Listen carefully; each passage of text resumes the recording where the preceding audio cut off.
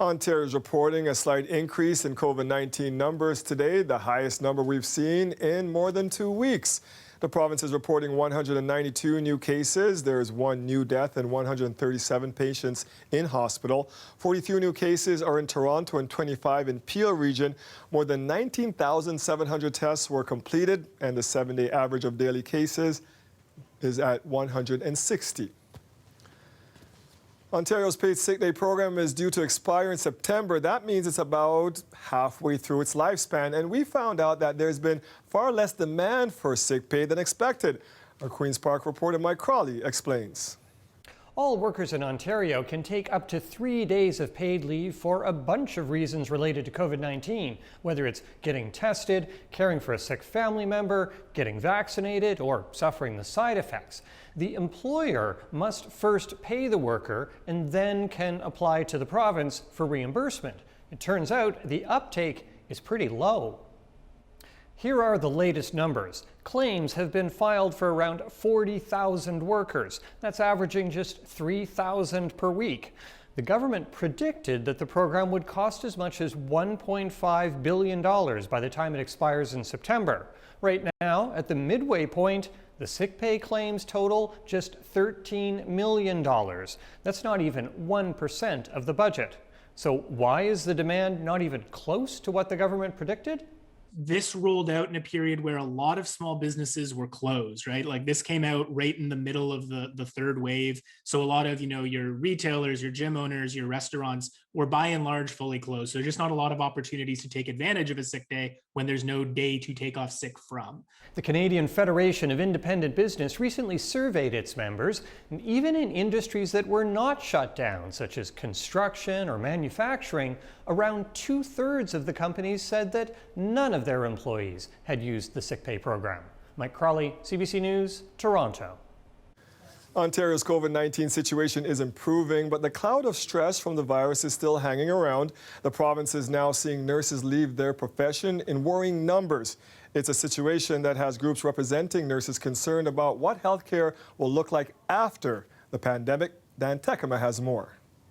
No matter how much I sleep, I can't recover. Denise Jeffrey has been a registered nurse for 19 years, but right now she's hitting the wall.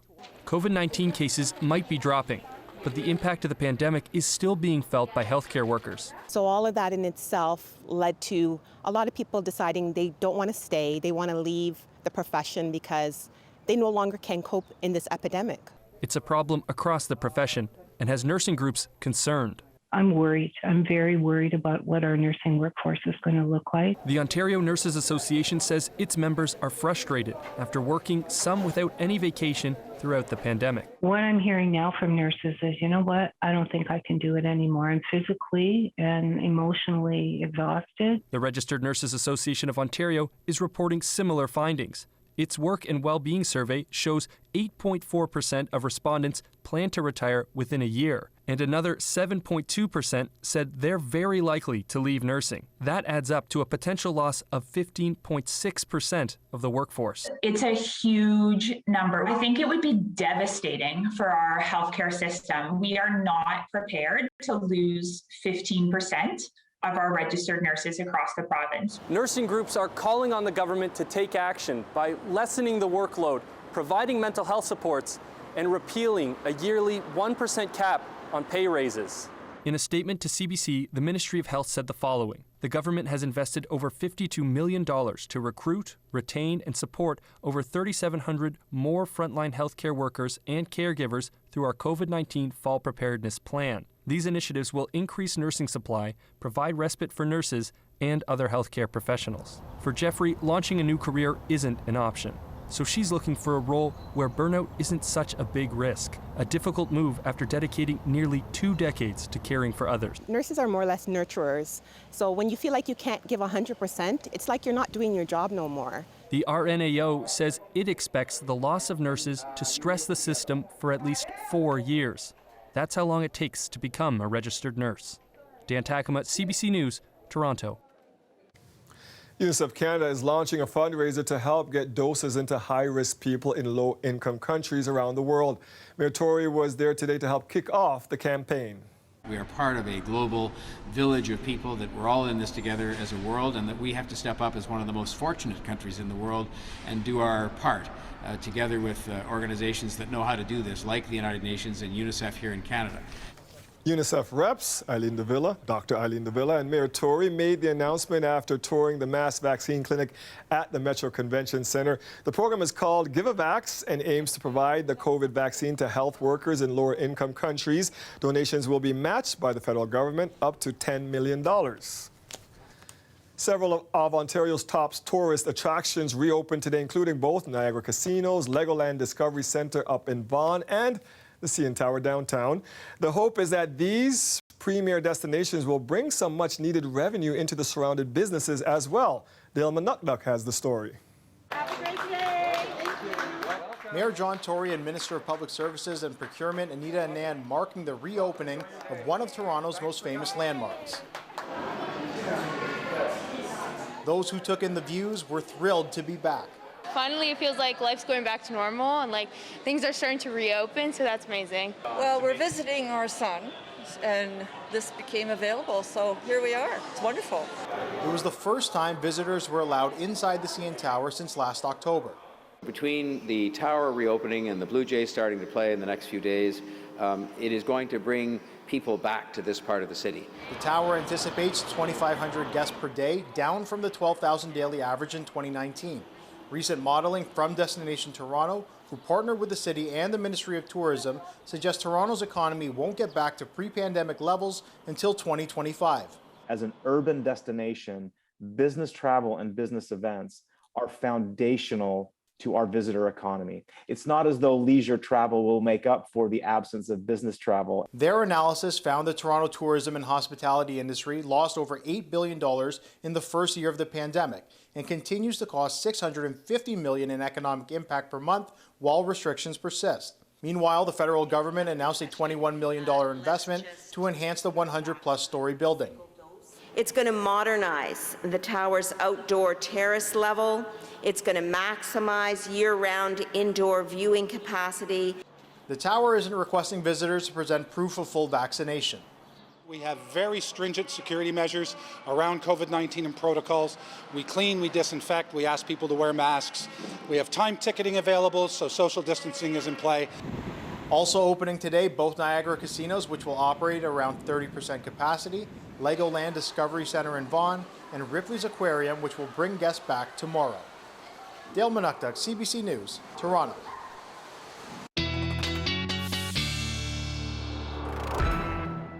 And what will be the weather if we want to visit said tourist attractions, Nick? Well, as long as you go early enough tomorrow, you'll be okay. Sunday probably looks to be the better day of the weekend, and really this is because of thunderstorms that are headed to the GTA. Let me show you what's going on. So starting with the temperatures, because this is the fuel that we need for some of these thunderstorms. Today sitting at 25, 26 degrees across the GTA. We're at 25 right now. With the humidex, I mean, it's not too bad. A little bit of humidity in the air, up to 28 right now. That's what it feels like. And this came under sunny skies. Now, we are tracking a system that is making its way into the GTA for tomorrow. So you put the forecast board into motion. This takes us to tomorrow morning. So tomorrow starts out okay. As we head into the afternoon, though, we're looking at the first sort of round of showers to move through, likely around 2 to 4 p.m. This is going to be isolated in nature. And then as we head toward the evening hours, closer to sort of the 7 to 8 p.m. time frame, we're looking at a stronger line of thunderstorms to move through. Now, this model, not picking it up around the GTA, but others are. And there is the potential for some severe weather with this particular storm system. I think we're going to see some pretty intense thunderstorms moving through tomorrow night, in particular north of the GTA sort of earlier in the day. There's a look at the next 24. We're going to time out that storm for you and tell you what to expect in the next 5 days coming up in just a bit. Dwight. Thank you, Nick. You bet.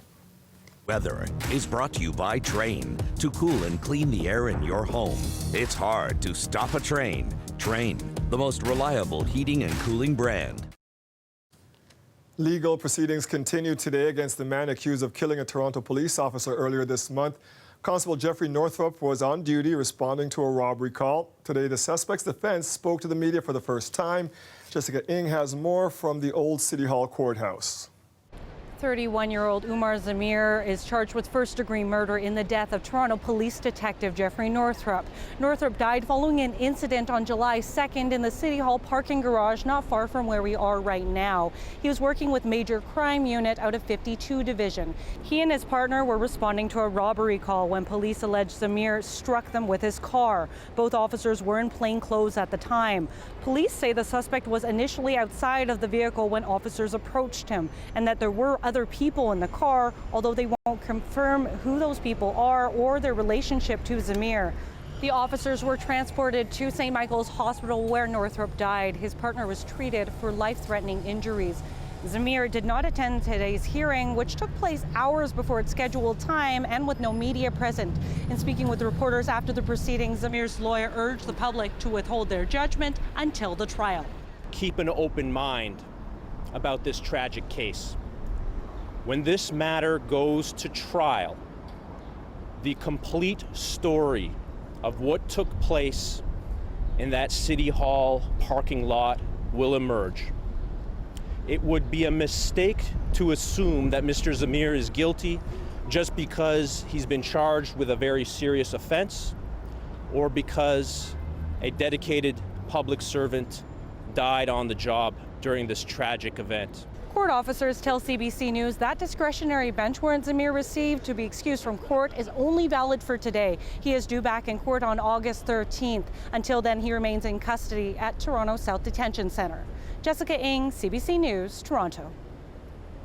One person has been arrested, suspected in the murder of a woman found with stab wounds early this morning in an apartment on Culford Road near Black Creek in Lawrence. Emergency crews were called to the low-rise condo building just before 3 a.m. A woman was found in a unit suffering from obvious signs of trauma. She died at the scene.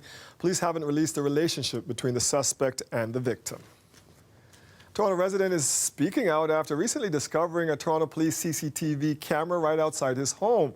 Chad Bernard has lived on a quiet residential street north of the Danforth. The camera has since been removed, but as Farah Morelli tells us, the Ontario government recently announced it is funding the expansion of police surveillance cameras. That was just a couple days ago. Chad Bernard was out for his daily walk to get coffee when he noticed something odd. The camera was mounted just below the lowest wires up here. It was a Toronto Police CCTV camera. We captured footage of it just last night, right in front of his home. It was a fairly large uniball, so it would have the ability to see right into people's windows on the upper floors. Including yours? Definitely ours. Wondered what the heck was going on. The camera has been removed. Toronto Police confirmed it was installed in the wrong place and says it was never activated. But more cameras like this are coming to Toronto. Earlier this month, the provincial government announced it was expanding video surveillance across Ontario, investing $2 million to allow police to buy CCTV equipment to be installed in, quote, areas of high criminal activity and gun and gang violence. Toronto police say there are 34 cameras already in the city and that now 40 more are coming. There needs to be consent, either implied or direct, to these cameras going up. But it's unclear how much of a say the public will have and where they go. That kind of privacy invasion could only be justified by way of a warrant. The law it basically requires that it be necessary and proportionate. And necessary and proportionate is not met simply because, say, gun crime is up generally across the city. There are also questions about just how effective security cameras are at combating gun and gang violence. CCTV technologies are often presented as this magic bullet or as this technological solution. Various studies show that the reality is that it's much more complicated than that. In a statement, Toronto Police said the cameras are used for investigation purposes, post-reported offenses or incidents to help identify potential subjects, adding there is a notification process with relevant community stakeholders, such as businesses, which the cameras may cover. Barnard says he's relieved the camera here is gone, but wanted to warn others. With this Ontario-wide rollout, I mean, I felt it was best to share the story because other people may just be caught in similar situations. Farah Morelli, CBC News, Toronto. Ottawa today unveiled a plan to help Afghans who worked with Canadian troops during the war. They and their families will be welcomed to Canada as refugees. Ashley Burke has more. And that's me. I had a Canadian flag on it. He helped save Canadian soldiers' lives. Now he wants Canada to save his families. Our families are facing this threat today and facing these ruthless, savage enemies because we choose to serve with the Canadian forces side by side. Canadian Ahmed McGulry is a former cultural and language advisor. He listened to Afghan intelligence, then warned the military about deadly threats. The interpreters were the ears and the mouth of the mission in Afghanistan. With the Taliban resurgence, he says his sisters and in-laws in Afghanistan are in immediate danger because the Taliban wants him and they need refuge in Canada. They can just kidnap one member of family and they're gonna ask you to come forward. If not, they're gonna kidnap 2 or 3 and then they're gonna keep executing and giving you a deadline to show up. The government today announced a new program to resettle Afghan interpreters, along with other workers who help Canada's mission and their families. We will not leave them behind. Lives hang in the balance here, which is why we are taking timely and decisive action. The government says it's taking an inclusive approach, but it didn't share details, citing the security and safety of those on the ground. I think it's a big win across the board. Retired Captain Corey Shelson served in Afghanistan in 2010 alongside Afghan interpreters. So I just got off the phone with one of the interpreters that I know that's currently still stranded in Afghanistan. He's happy to hear that, Afghan interpreters who served for Canada, as well as their family members who are at imminent risk, will be evacuated. But there were questions that he posed. When is it going to happen? Who within my family can I bring? Please, we do not need a lip service. We need action. The danger is real. Mulgrew says he's not relieved yet and plans to protest along with dozens of other former advisors and interpreters on Parliament Hill. Ashley Burke, CBC News, Ottawa. A swim center in the city has officially been renamed for the late councillor and Deputy Mayor Pam McConnell. Pam McConnell was the one that just kept pushing and meeting, frankly, with people with lived experience to make sure that we did what was the right thing for us to do. Mayor Tory was joined by members of the McConnell family in Regent Park today. Council voted to rename the Regent Park Aquatic Centre after McConnell in 2018, but it was made official today with a new sign. The city says she was instrumental in getting the facility built. McConnell died suddenly in July 2017 at the age of 71. With COVID-19 cases dropping and vaccination rates increasing, restrictions are lifting across our country, and people are starting to gather once again with family and friends. As Shayna Luck tells us, party planning is making a comeback. Over the last year, this Dartmouth bakery got very good at making pastries for people eating alone. But now orders are getting bigger. So are the cakes. It suggests to me that people are celebrating again. They're gathering, they're getting back together and maybe making up for last time. Families are feeling the sweetness of reunions. It was, I'm going to say, about a month ago, a lot of group birthdays. So all of the birthdays that had been missed, it was happy birthday to the whole family, basically. And then graduations last month were a big thing. Single people account for more than 28% of Canadian households. That's created a big market for single-size servings. But cakes, that's a special case. It's very, very difficult to eat a cake on your own. Cakes tend to unite people, or cakes are like the exclamation point of an event. Charlebois expects to see all kinds of shareables back on the menu this summer. Which is really kind of ironic because 12 months ago we were thinking about not sharing anything at all. A beautiful meal needs a beautiful setting. And this manager with a party supply company is suddenly busy. We really saw a lovely uptake in orders probably about 4 weeks ago.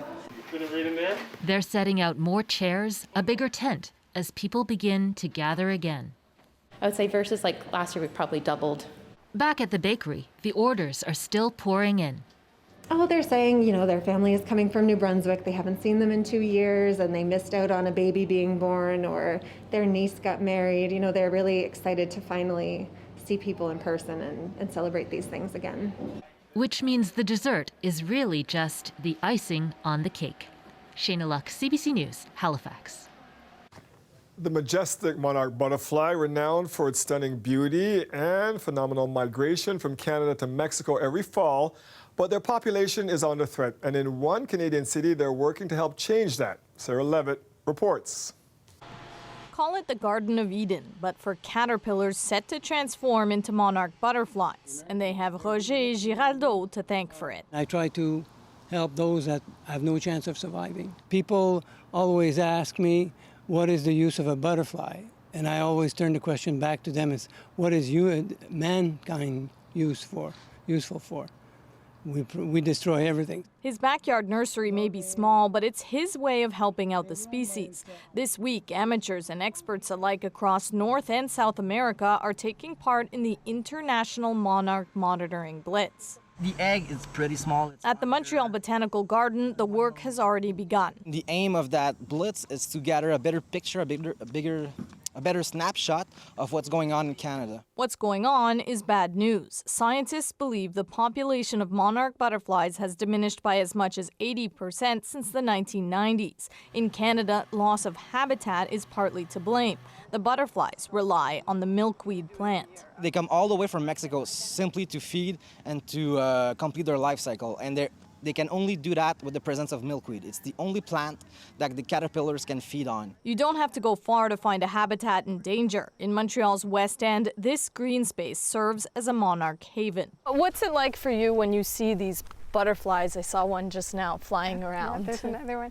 It's an experience of awe. I'm impressed with the journey they make to come all the way from Mexico to Montreal. The land here is federally owned, but leased to the administration in charge of the airport, the Aéroport de Montréal, land they hope to develop. This is very troubling to us that construction would move forward on a site where we have registered sightings of monarch butterflies. Diani says the time to act is now. We'll lose one of the most magnificent migratory phenomenon in the animal kingdom. And a magnificent sight to behold from Mexico to Canada. Sarah Levitt, CBC News, Montreal.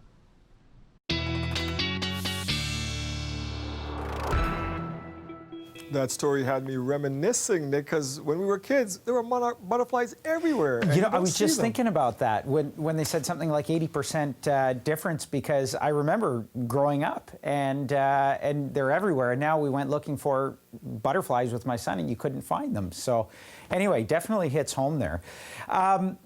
When we're looking at the weather here over the next 24 hours, we are talking about a thunderstorm, line of thunderstorms that's going to move through the GTA. And I had mentioned this earlier on, but I just want to draw your attention to it because there's the potential for severe weather once again in southern Ontario. So let's get into it. Part of that is being fueled by the heat and humidity. Not a ton of humidity right now. Today, humidex value is up to about 28. Temperature is sitting at 25 degrees. And what we're watching is a system that's going to push in a little bit more in the way of heat and humidity tomorrow in advance of this. And then this guy here, as it slides south, is actually going to be our weather maker come tomorrow afternoon and through tomorrow evening. So let's time it out for you. Right now, it looks pretty clear across the region there, except for southwestern Ontario. There's a look at the forecast board as I put it into motion for tomorrow morning, generally just a mix of sun and cloud. Close to about 2 to 4 p.m., we're going to see the first sort of round of showers and maybe some isolated thunderstorms move through the GTA. And then there'll be a little bit of a break behind this leading line into the main line, which is in behind it. And best timing for this right now looks to be closer to about 7, 8 p.m. start. I mean, it could vary by about an hour or so. And then sort of a late evening overnight event with some pretty good thunderstorms possible in the GTA. Areas north of the GTA, by the way, you can knock off a few hours. It'll happen earlier in the day. Sunday looks pretty good, and then as we head through Sunday night into Monday, it's not too bad. But tomorrow's system has the potential to bring with it severe thunderstorms for parts of southern Ontario, so keep an ear out for warnings that may pop up. There is a look at some of the potential rainfall totals that you may see across the region. Generally speaking, about 20 to 30 millimeters of rain, locally higher amounts. Forecast-wise, gets warm on Sunday and then stays warm really right through the next few days there. But tomorrow and tomorrow evening, the one to watch. Dwight. Thank you, Nick. You bet. Cleveland's Major League Baseball team has changed its name. The franchise made the announcement today in a video narrated by actor Tom Hanks.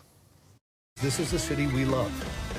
and the game we believe in. And together, we are all Cleveland Guardians.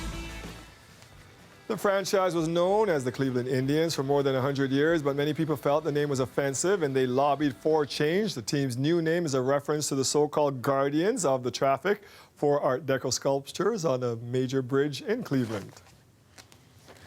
6 Indigenous youth are getting a chance to soar the skies this summer as student pilots. A flight school in Portage La Prairie, Manitoba has been teaching them how to pilot a plane. The training is designed to open a path to a career they might not have thought was possible and show them strengths they didn't know they had.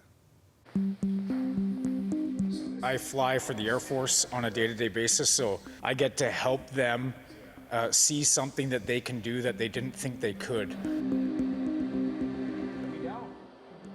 Pushing through a bit of anxiety, stepping out into the unknown, especially the young people we have that haven't even driven in a car, and then 8 flights later finding that, oh wow, I can do this. What we needed was to help with the operating costs. So we have several different generous corporate sponsors. Also, we needed the assurance that there would be enough to pay for 6 students so that we would end the year being able to do it again.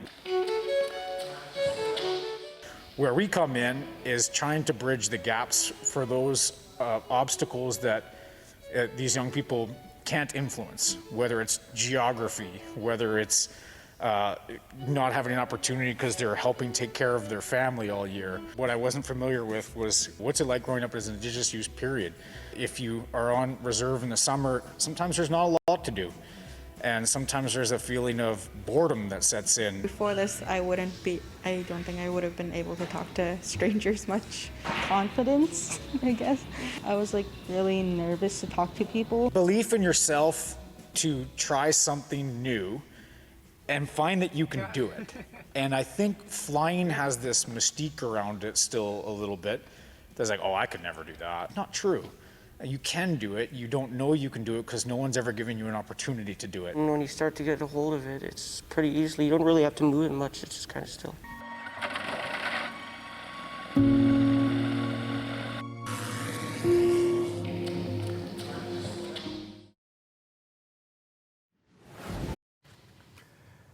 A Brampton man is looking to cash in on a unique piece of art he acquired in a storage locker bid. Phil Legate is the new owner of a candied portrait of pop star Michael Jackson. From a distance, it's hard to tell what it is all made of, but it's made from jelly beans, a style of art popularized during the 80s.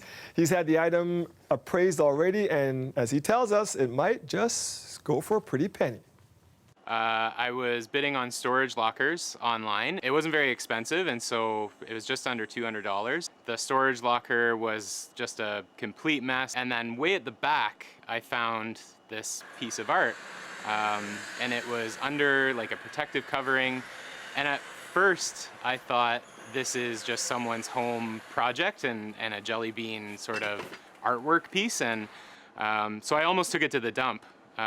Because I needed room and I didn't want to store it, and so I brought it home and I set it up against the garage, and I kind of stepped back and I was like, this is Michael Jackson, like this might be something. And so I essentially turned it around and saw the artist's name on the back, and that's where it sort of started. So the artist's name is Peter Rocha. And what I know about Peter is that he was the sort of founding father of all jelly bean art. So there was a movement back in the 1980s where Ronald Reagan actually really enjoyed jelly beans, and so this artist, Peter Rocha, decided to do a piece, a mosaic of Ronald Reagan. In his lifetime, he only did about 75 pieces, similar to this one, to Michael Jackson. And so I just decided to submit the appraisal. And I figured that if I did that, I might get a sense of where to start the auction price for when I eventually sell it on eBay. Dr. Lori took a look at it over a couple days and came back to me and said that in her expert opinion, it's worth a retail value of $20,000. What's your reaction out of that? I was a little bit stunned. I knew it was going to be worth maybe $1,000 or $2,000, but I didn't think that high. So it was a nice surprise. And so who knows, like maybe there'll be someone who really wants it and it'll go for more.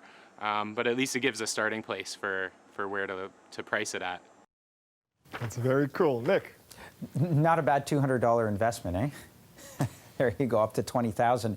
All right, I mentioned the storms. I want to revisit that. We've had a new model run that's just come in the last 20 minutes or so. Just for timing, tomorrow morning looks pretty good. As we head into the afternoon, though, pushing forward a little bit, 2 to 4 p.m., first round of showers goes through, bit of a break. Then after about 5, 6 p.m., I think heavier round of showers and thunderstorms. The potential here for severe weather. Keep an eye out for that as we head through tomorrow evening. We will pay attention tomorrow. Thank you for that, Nick. That's our show for tonight. Thank you for joining us. We'll see you back here Monday at 6. Have a great weekend and go Team Canada. Enjoy the Olympics, everybody.